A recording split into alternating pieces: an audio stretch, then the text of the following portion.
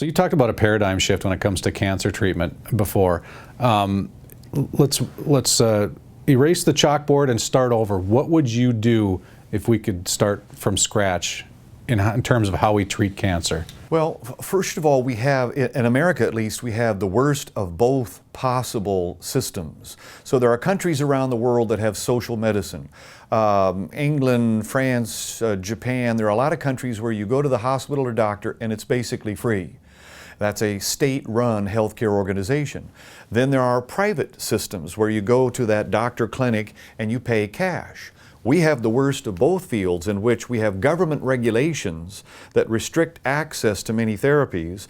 And so we have what's called the ICD-10, the International Code of Diseases, which is the Bible of healthcare. And it says this is what we'll pay for and anything else we won't pay for. And so there is this inner sanctum of people who decide what goes in that book. Nutrition is not on the list. We're at a conference right now where they're talking about many alternative cancer therapies. None of them are on the list. They're not in the ICD-10 billing code. In my humble opinion, what would fix healthcare in America and most countries is a free market system.